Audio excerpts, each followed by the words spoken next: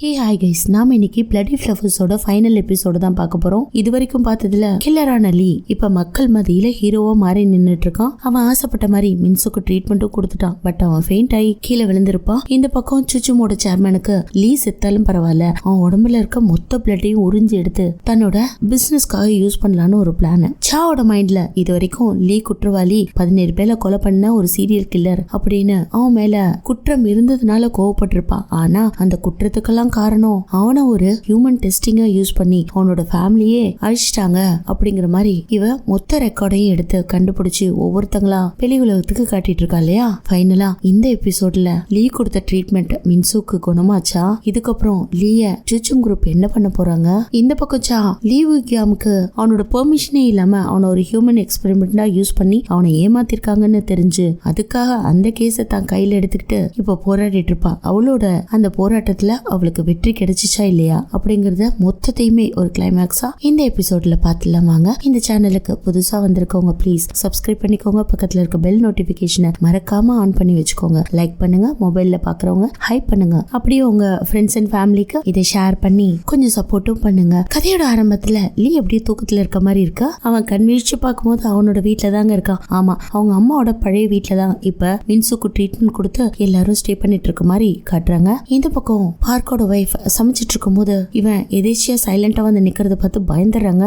பரவாயில்ல, நீ மயக்கத்துல இருந்து எழுந்திரிச்சியா, சாப்பிடலாம் அப்படின்னு டைனிங் டேபிள்ல உட்கார வைக்கும் போது அவனும் அவங்க கிட்ட நல்லா பேச ஆரம்பிக்கிறான். அதே சமயத்துல அவனோட பிளாஷ்பேக்ல அவங்க அம்மா கிட்ட லாஸ்டா பேசின அந்த மொமெண்ட்ஸ் இருக்கு இல்லையா, அது அப்படியே ஞாபகங்கள்ல வருது. இவங்க 2 பேரும் வெளியில கிளம்பி எங்கேயோ போற மாதிரி இருக்கும். இவன் காலேஜுக்கு போறான், அவங்க ஒர்க்குக்கு போறாங்க போல இருக்கு. சோ இவன் ரொம்ப நாளைக்கு அப்புறம் வீட்டுக்கு போயிருப்பான் போல இருக்கு. அந்த ஸ்ட்ரீட்டே மாறி இருக்க மாதிரி இருக்கு. என்னமா ஸ்ட்ரீட்டே கொஞ்சம் மாறி இருக்கு அப்படின்ற மாதிரி அம்மா கிட்ட கேட்க, ஆமாண்டா, மாற்றம் ஒன்றே மாறாதது, அப்பப்ப எல்லாமே மாறிக்கிட்டு தான் இருக்கும், நியூ கன்ஸ்ட்ரக்ஷன்ஸ் வருது இல்லையா அப்படின்ற மாதிரி சொல்லிட்டு இவங்க நடந்து அவங்க கிட்ட பேசிட்டே போயிட்டு இருக்கும் போது எல்லாமே ரெடி பண்ணிட்டேன்டா, நீ பத்திரமா போயிட்டு சீக்கிரமா வந்துரு அப்படின்ற மாதிரி சொல்ல, எனக்கெல்லாம் வெயிட் பண்ணாதீங்க, நீங்க டின்னர்லாம் சாப்பிட்டு முடிச்சிடுங்க அப்படின்ற மாதிரி சொல்ல, இல்லடா இன்னைக்கு உனக்கு ரிசல்ட் வேற இருக்கு, அதுக்காக நான் காத்துட்டு இருப்பேன், சீக்கிரமா வா, நல்ல ஃபுட்டா டின்னருக்கு உனக்கு ப்ரிப்பேர் பண்ணி வைக்கிறேன் அப்படின்ற மாதிரி சொல்ல, திரும்பவும் எனக்காக வெயிட் பண்ணாதீங்க, நீங்க சாப்பிட்டு தூங்க அப்படின்னு சொல்லிட்டு அவன் கிளம்புறான். அங்க கட் பண்ணி காலேஜோட கிளாஸ் ரூம்ல காட்டுறாங்க. கிளாஸ் முடிஞ்சதுக்கு அப்புறம் ஃப்ரெண்ட்ஸ், ஹே ஊகியம் பரியாடா பாஸ்கெட் பால் விளையாடன்னு ஃப்ரெண்ட்ஸ் கூப்பிட, இல்லடா எனக்கு ஒர்க் இருக்கு, இன்னொரு நாள் பார்க்கலாம் அப்படின்ற மாதிரி சொல்ல, டக்குன்னு ஒரு ஃப்ரெண்ட் அவனோட நோட்டு புக் எல்லாம் திருப்பி பார்த்துட்டு, டே விடாம படிச்சுக்கிட்டே இருப்பியா, உனக்கு நல்லாவே தெரியும் நீ தான் கிளாஸ் ஃபர்ஸ்ட்னு, கிளாஸ் டாப்பரா இருந்துகிட்டே விழுந்து விழுந்து படிப்பியா அப்படின்னு சொல்ல, இவனுக்கு டக்குன்னு சிரிப்பு வந்துருது. அந்த நேரத்துல ப்ரொஃபசர் லீ விக்யாம கூப்பிட்டு தனியா பேசணும்னு சொல்லி அவரோட ஆபீஸ் ரூமுக்கு கூட்டிட்டு போய், நீ தான் கிளாஸ் டாப்பரே, உனக்கு ப்ரொஃபசர் ஹேன்னு தெரியுமா, அவரோட ஆராய்ச்சிகள்லாம் பெருசு, பிளட் கேன்சர்ல இருந்து ஹோமோட்டாலஜிக்கல் டிசீஸ் வரைக்கும் கியூர் பண்றது எப்படின்னு ஒரு ரிசர்ச்சே பண்ணிட்டு இருக்காரு அப்படின்னு ப்ரொஃபசர் சொல்ல, தெரியும் சார் அப்படின்னு பவ்யமா இவன் பதில் சொல்றான். அப்படியாப்பட்ட பெரிய மனுஷன் உன்னை மீட் பண்ணி பேசணும்னு சொல்றாரு, கனடால இருந்து கால் வந்திருக்கு அப்படின்னு சொல்ல பயங்கர சந்தோஷமாயி அவங்க அம்மாக்குலாம் கால் பண்ணி இந்த விஷயத்த தெரியப்படுத்துறான். அப்போ நீ சீக்கிரமா வீட்டுக்கு வந்துருவல அப்படின்ற மாதிரி அம்மா கேட்க, அதுக்கு இவன், இல்லம்மா அவரை நான் மீட் பண்ணும் போது நிறைய கேள்விகள் எல்லாம் கேட்கணும், அதுக்காக லைப்ரரிக்கு ஃபர்ஸ்ட் போய் கொஸ்டின்ஸ் எல்லாம் கொஞ்சம் ப்ரிப்பேர் பண்ணிக்கிறேன் அப்படின்ட்டு சந்தோஷமா லைப்ரரி நோக்கி போறாங்க. இப்படி எல்லா வேக்கையும் முடிச்சுட்டு படிப்புல பயங்கர ஆர்வம் போல இருக்கு இவனுக்கு.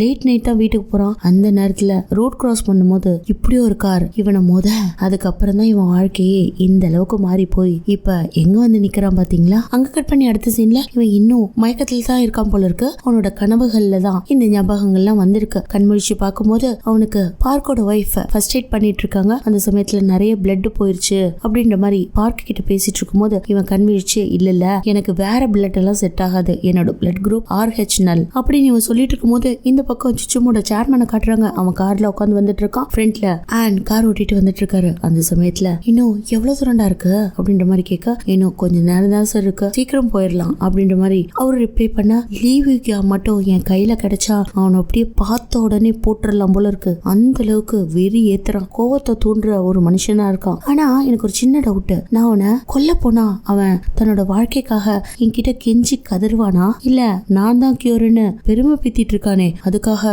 திமுறா பேசுவானா, எப்படியாப்பட்ட ட்ரூ கலரை காமிச்சாலும் பரவாயில்ல, ஆனா அவன்லாம் திரும்பவும் சுச்சும் லெவலுக்கு வருவான் இல்லையா, ஒரு நாள் இல்ல ஒரு நாள் அவனோட டெட் பாடி சாக்கடைக்குள்ள கிடக்குமா இல்லையான்னு பாரு, நான் சொல்றதெல்லாம் கரெக்டா இல்லையா அப்படிங்கிற மாதிரி ஆன் கிட்ட கேட்க, அவன் பதிலே சொல்லாம இருக்கான். என்னாச்சு அப்படின்ற மாதிரி கேட்க, சாரி சார் நீங்க சொல்றதெல்லாம் கரெக்ட், ஆமா அப்படிதான் நடக்கும் அப்படிங்கிற மாதிரி ஒரு எக்ஸ்பிரஷனையும் பதிலையும் கொடுக்குறாரு. இவனோட மனசுல ஏன் அந்த அளவுக்கு கோவம்னா இவன் புகழ்பெற்ற ஒரு பிசினஸ் நடத்திட்டு வந்துட்டு இருக்கான். இவனோட புகழ்ச்சி உலகத்தோட கண்ணுக்கு தெரியல. ஆனா லீவு கியாமாலதான் பாப்புலர் ஆனா, பட் லீவு கியாமோ இவனை மதிச்ச மாதிரி தெரியல. இந்த ஒரே ரீசன் தான்.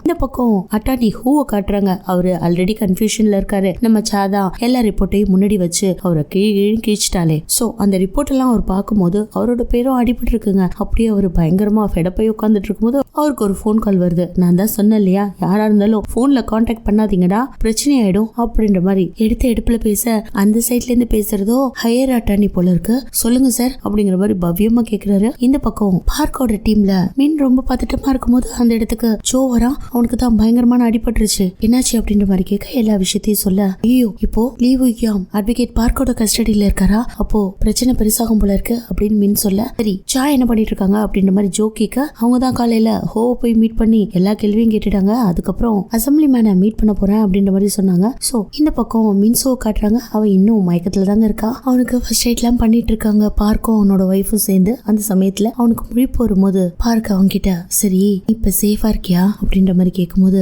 ஃபர்ஸ்ட் மின்சு சேஃபா இருக்காளா அப்படின்னு கேட்க, அவன் நல்லா இருக்கா அப்படின்ற மாதிரி தலையசிச்சுட்டு, என்னதான் நடக்குது உன்னோட வாழ்க்கையில, என்ன நடந்துச்சுன்னு எனக்கு ஒண்ணு விடாம எல்லாத்தையும் சொல்றியா அப்படின்ற மாதிரி கேட்க, என்ன சார் திடீர்னு என் மேல உங்களுக்கு அக்கறை, நீங்க ஃபர்ஸ்ட் என்ன நம்பவே இல்லைல்ல, இப்போ உங்களுக்கு என் மேல நம்பிக்கை இருக்கா, மின்சு குணமாயிடுவா அப்படின்ற நம்பிக்கை இருக்கா, ஃபியூச்சர்ல அவளுக்கு திரும்பவும் ட்ரீட்மெண்ட் தேவைப்படும் அப்படின்ற மாதிரி ஏதாவது கன்ஃபியூஷன்ல இருக்கீங்களா அப்படின்ற மாதிரி கேட்க, அதெல்லாம் ஒண்ணும் இல்ல, உன்னை பரிபூர்ணமா நம்புறேன் அப்படிங்கிற மாதிரி சொல்ல, உங்களோட பொண்ணு விஷயத்துல தானே சார் எனக்காக நீங்க வாதாடினீங்க, இன்னும் கொஞ்ச நேரத்துல சூச்சுமோட சேர்மன் வந்துருவான், அதுக்கப்புறம் என்ன இங்க இருந்து கூட்டிட்டு போயிருவான், அவன் என்ன உயிரோட வைக்கிறானோ இல்லையோ அவனோட டார்கெட்டே நான் தான், உங்க பொண்ணை காப்பாத்துறதுக்கு தானே என்ன கடத்திட்டு வந்தீங்க, எனக்கு ஹெல்ப் பண்ணீங்க அப்படின்ற மாதிரி கேட்க, அதெல்லாம் இல்ல அப்படின்னு இவர் சொல்ல, இல்ல சார் நல்லா யோசிச்சு பாருங்க, முதல் தடவை நீங்க வந்து என்னோட சட்ட காலரை தான் பிடிச்சிங்க, எதுக்காகடா என் பொண்ணுக்கு ட்ரீட்மெண்ட் பண்ண இருந்த 3 கொன்ன அந்த டாக்டரை கொன்ன அப்படின்ற மாதிரி எல்லாம் கேள்வி கேட்டீங்க, ஆனா அவங்க எல்லாம் ரொம்ப நல்லவங்களே இல்ல சார், உங்களோட பணத்தை வாங்கிட்டு உங்களையும் ஏமாத்திருப்பாங்க, உங்க பொண்ணையும் ஒரு மெடிக்கல் டெஸ்டுக்காக யூஸ் பண்ற ஒரு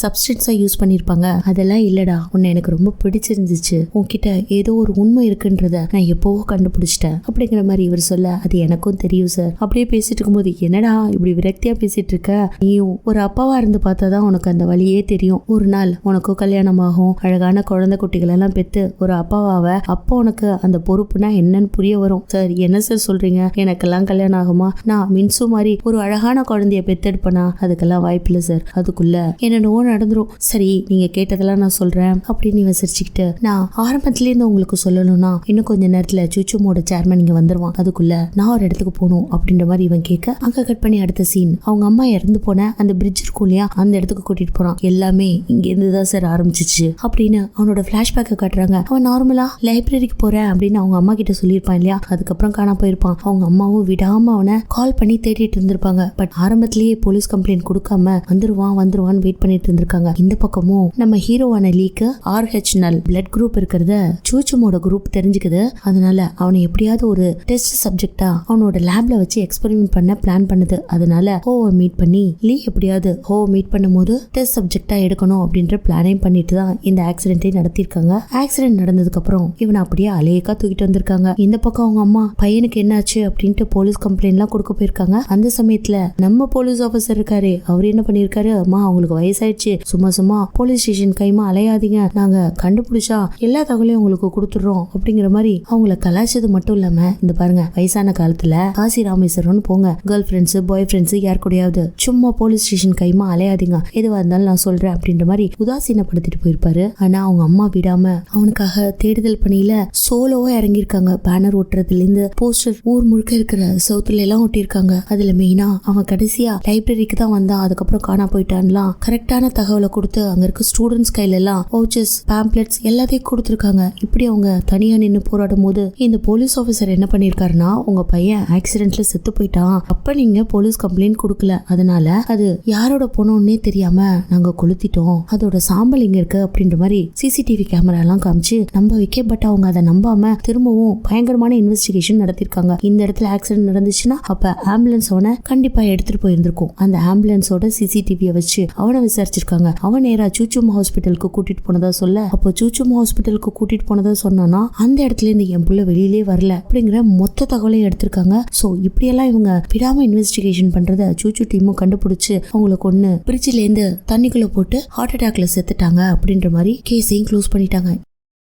இந்த பக்கம் ஹேன் லீய வச்சு இன்வெஸ்டிகேஷன் பண்ணிட்டு இருக்காரு இல்லையா, ஆனா அவரையும் நம்பாம சூச்சும் சேர்மன் அவனோட டீமை உள்ள இறக்கிருக்காரு. அவரை மானிட்டர் பண்றதுக்காக நிறைய சிசிடிவி கேமராஸ் எல்லாம் வச்சு எங்க இந்த ரிப்போர்ட் எல்லாம் வெளியில சொல்லிடுவாரோ அப்படின்னு பயங்கர பிரஷர் போட, அவரு இவனுக்கு இருக்கிறது சாதாரண RH பிளட் தான், இவனோட பிளட்டை மத்தவங்களுக்கு கொடுக்க முடியும், அதாவது O பாசிட்டிவ் மாதிரி. ஆனா இவனுக்கு அந்த கியூர் பண்ற தகுதி எல்லாம் இல்லைன்ற மாதிரி ஒரு ரிப்போர்ட்டையும் கொடுத்ததுனால அவனை விடுவிச்சிடுறாங்க. அவன் நேரா வீட்டுக்கு போகும்போது ஹான் அவன் கிட்ட நான் இன்னொரு சப்ஸ்டன்ஸ் கிடைக்கிற வரைக்கும் நீ வெளியில தலை காட்டாம உள்ளுக்குள்ளே இரு அப்படின்ற மாதிரி வார்ன் பண்ணிருக்காங்க. ஆனா இவன் வீட்டுக்குள்ள வந்த உடனே அவங்க அம்மாவோட ஞாபகங்கள், அம்மாவுக்கு என்னாச்சு அப்படின்ற மாதிரி தேடி பார்க்கும்போது அவங்க அம்மா ரிசர்ச் பண்ண அந்த ஃபைல்ஸ் எல்லாம் இருக்கும் இல்லையா, அதை எடுத்து இவன் செக் பண்ணி பார்த்துருக்கான். அதுல மிஸ்டர் பார்க்க பத்தி ஒரு இன்ஃபர்மேஷனும் இருந்திருக்கு. மிஸ்டர் பார்க்கோட பொண்ணுக்கு இது மாதிரியான டிசீஸ் இருந்திருக்கிறது ஆல்ரெடி தெரிஞ்சதுனால தான் மின்சோட பேர் இவனுக்கு தெரிஞ்சிருக்கு. இவன் லாக்அப்ல இருக்கும்போது கூட மின்சோட பேர் சொல்லியிருப்பான் இல்லையா, அப்படிதான் மின்சோட பேர் தெரிஞ்சிருக்கும். அதே மாதிரி சாவோட பேரை கூட அரெஸ்ட் பண்ணும்போது சொல்லியிருப்பான் இல்லையா, அது கூட அவங்க அம்மா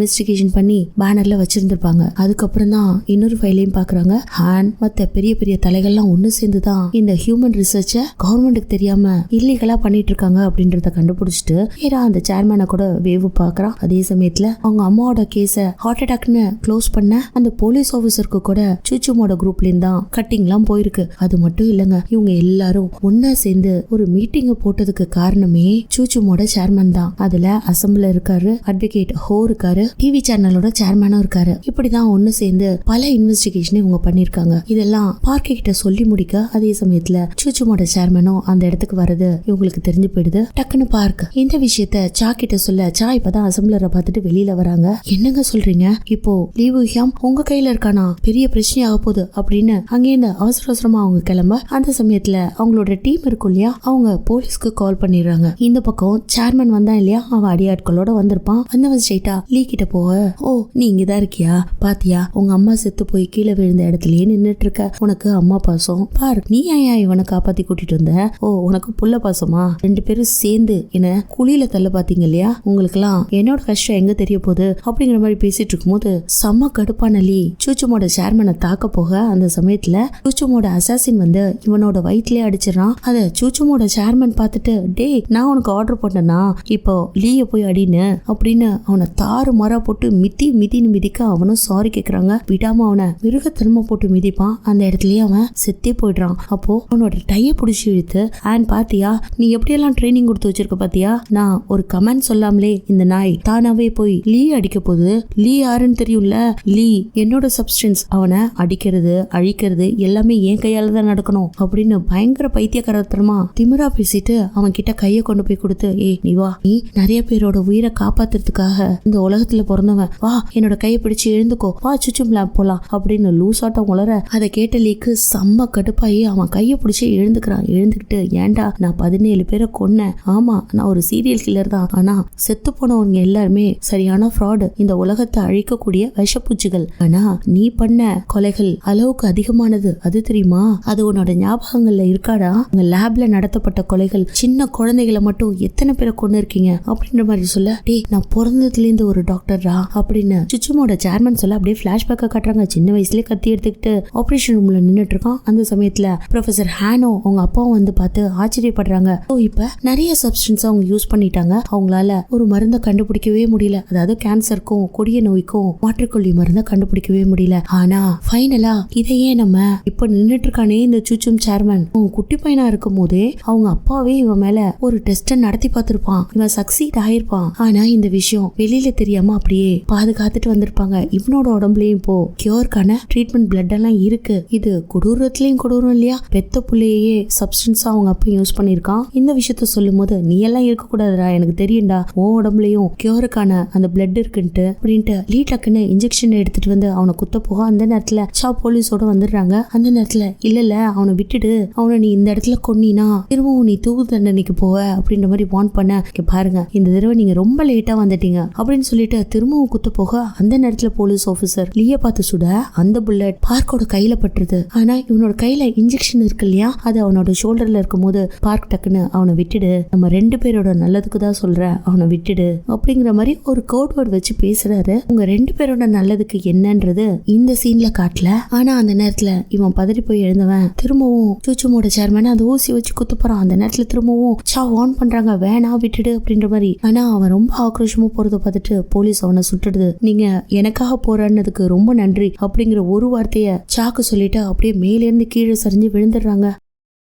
அவ்வளவுதான். அதோட அவங்காளி இந்த பக்கம் நியூஸ் மீடியா எல்லாத்துலயுமே இந்த விஷயங்கள் பரபரப்பா பேசப்பட இப்போ இந்த கேஸ கையில எடுத்து போராடினது எல்லாமே சாதான அவளை பிரஸ் மீட்ல வச்சு கேள்வி மேல கேள்வி கேக்குறாங்க. அதுல அவ எல்லா உண்மைகளையும் சொல்றா. பட் அவளுக்கு எல்லா உண்மையும் தெரியறதுக்கு என்ன சான்ஸ்ன்னு பார்த்தா அப்படியே பிளாஷ்பேக் காட்டுறாங்க. ஆக்சுவலா லீ அந்த பிரிட்ஜ்ல பார்க்க கூட பேசிட்டு இருந்திருப்பாரு இல்லையா, அப்ப இன்னொரு ட்விஸ்டையும் ரிவீல் பண்ணிருப்பாரு. அது என்னன்னா சூச்சுமோட லேப்ல மட்டும் அன்ஆத்தரைஸ்டு ஹியூமன் ரிசர்ச் 223 பேஷண்ட்ஸ் மேல பண்ணிருக்காங்க. அதுக்கான லீகல் ரிப்போர்ட்ஸே கிடையாது, எல்லாமே போலியா பண்ணிருக்காங்க அப்படிங்கறத ஒரு பென்ட்ரைவ்ல எல்லா டீடைல்ஸோடையும் நேமோடையும் லீ பார்க்கையில கொடுக்க பார்க்கத சாக்கிட்ட கொடுத்திருந்திருப்பாரு. அததான் பிரஸ் மீட்ல சொல்லிட்டாங்க. ஃபைனலா அந்த பிரஸ் மீட்டை முடிச்சு அவ வெளியில வரும்போது அவளுக்காக பிரஸ் எல்லாம் காத்துட்டு இருக்காங்க. சோ நீங்க திரும்பவும் எல்லாருக்கும் கேள்விக்கு பதில் சொல்லணும்ன்ற அவசியம் இல்ல அப்படிங்கிற மாதிரி அவளோட அசிஸ்டன்ட்ஸ் 2 பேரும் பின்னாடி பக்கமா அவளை வெளியில அனுப்பி வைக்க அந்த இடத்துக்கு அவங்க அப்பா வந்து நிக்கிறாரு. என்னடா இவன் வேற வந்து நிக்கிறான், இதுல இவனுக்கு என்ன இன்வால்வ் அப்படின்னு பார்த்தா இந்த பிசினஸ் குரூப்லயே இவர் ஹெட்னு எல்லாருக்குமே தெரியும். லாஸ்டா வந்த எபிசோட்ல ஃபைனலா இவர் உட்காந்து எல்லாத்தையும் நான் பாத்துக்கிறேன் அப்படின்ற மாதிரி சொல்லியிருப்பாரு. இவரும் ஒரு அட்வொகேட் தான், ஆனா இவர் இப்ப பிசினஸ் சைட்ல இறங்கியிருப்பாரு. ஆக்சுவலா என்ன நடந்திருக்கும்னா இவன் நேரா அசம்பிளரை போய் பார்க்க போயிருப்பா இல்லையா, அந்த நேரத்துல நீங்க பண்ண குற்றங்கள் இவ்வளோ அப்படின்ற மாதிரி கத்திட்டு இருக்கும் போது அந்த இடத்துக்கு அட்வொகேட் ஹோ வந்து ஆமா உன்னாலதான் எல்லாமே நடந்துச்சு, நீதான் இதுக்கு முழு முதல் காரணமே, அதுக்கான ரிப்போர்ட் அப்படின்னு அவர் அரெஸ்ட் பண்ணோன்னு அவரும் கத்திட்டு போயிருந்திருப்பாரு. ஏன்னா எல்லாத்துலயும் நீங்களும் தானடா சம்பந்தப்பட்டீங்க, என்ன மட்டும் இப்படி கோத்து விடுறீங்களே அப்படின்ற மாதிரி. இதெல்லாம் பார்த்துட்டு ஹோ பார்த்து என்ன சார் திடீர்னு நீங்க நல்லவரா மாதிரி என் முன்னாடி நின்றுட்டு இருக்கீங்க, என்ன விஷயம் அப்படின்ற மாதிரி கேட்க, இங்க பாருமா இதுக்கு மேல இதை ஸ்டாப் பண்ணிக்கோ, உங்க அப்பா இதுல இன்வால்வ் ஆயிருக்காரு அது தெரியுமா, ஸ்டாப் பண்ணிக்கோ அப்படின்ற மாதிரி சொல்ல, எனக்கு எல்லாமே தெரியும், 3 வயசுல எங்க அப்பா பேச்ச கேட்காதவன் நானு, இப்ப கேட்டுருவேன்னா என்ன, எங்க அப்பாவும் கல்பிரேட் தான், அவரும் சேர்ந்துதான் உள்ள போவாரு அப்படிங்கிற மாதிரி ஒரு பதிலடி கொடுத்துட்டு அவ வெளியில வரும்போதுதான் பார்க்க கிட்டே இருந்து கால் வந்திருக்கும். அப்புறம் அந்த அசாசினும் நடந்திருக்கும். இப்போ அவங்க அப்பா வந்து முன்னாடி நிக்க, உங்ககிட்ட எல்லாம் என்னடா பேச்சு அப்படின்ற மாதிரி பாட்டுல போக இந்த பக்கம் பார்க்க காட்டுறாங்க. பார்க் இன்னும் அதே பிரிட்ஜ் கிட்ட தான் நின்னுட்டு இருக்காரு. அவர்கிட்ட இன்னொரு குப்பி மாதிரி ஏதோ ஒண்ணு இருக்குங்க. அது என்னன்னா லீ இவருக்கும் ஒரு மாத்து மருந்த கையில கொடுத்திருப்பான். அதாவது அவனோட பிளட் எடுத்து ஒரு சீரம் பண்ணி அதை ஒரு குப்பியில போட்டு, என்னோட வீட்டுல இந்த ஆசிலேட்டிங் அலாரம் இருக்கும் இல்லையா அது மாதிரி இருக்கும், அதுக்கு அடியில என்னோட மாத்து மருந்தை நான் வச்சிருக்கேன். ஆக்சுவலா அதை எடுத்து பல பேரோட உயிரை காப்பாற்ற முடியும், பல பேரை சாவுல இருந்து மீட்க முடியும், இதை எடுத்து இந்த உலகத்துக்காக நீங்க யூஸ் பண்ணிக்கோங்க அப்படின்ற மாதிரி கொடுத்திருப்பாரு. பட் லீ கொடுத்த அந்த சப்ஸ்டன்ஸை இவரால எப்படி யூஸ் பண்ணிக்க முடியும், அதுக்கப்புறம் இவர் அதை எடுத்துட்டு போயிட்டு யாருக்காக அதை யூஸ் பண்ண முடியும் அப்படின்னு நினைச்சுக்கிட்டு பிரிட்ஜ்ல இருந்து தண்ணிக்குள்ள போற சமயத்துல அட்வொகேட் பார்க்குக்கு ஒரு கால் வருது. யாரு நீங்க அப்படின்ற மாதிரி கேட்க, நான் தான் கவுன்சிலர் அப்படின்னு லீயோட குரல் கேட்க, அந்த மாத்து மருந்த கீழே போடாம கையிலே வச்சுக்கிறாரு. அவளோட முகத்துல ஒரு பெரிய ஸ்மைலும் வருது. ஆக்சுவலா குண்டடிப்பட்டவன் தண்ணியில கீழே விழுந்திருப்பான் இல்லையா, சாகல போல இருக்கு. திரும்பவும் உயிரோட வந்து இந்த மாத்து மருந்தை வச்சு பல பேரோட வியாதிகளை போக்க போறான் அப்படிங்கறதுல எந்தவித சந்தேகமும் இல்ல. திரும்பவும் செகண்ட் சீசன் வர்றதுக்கும் வாய்ப்பு இருக்கு. நீங்க என்ன நினைக்கிறீங்க அப்படிங்கிற உங்களோட மேலான கருத்துக்களை எனக்கு தெரியப்படுத்துங்க. நாளைக்கு வேற ஒரு புது டிராமாவோட உங்களை மீட் பண்றேன். தேங்க்யூ.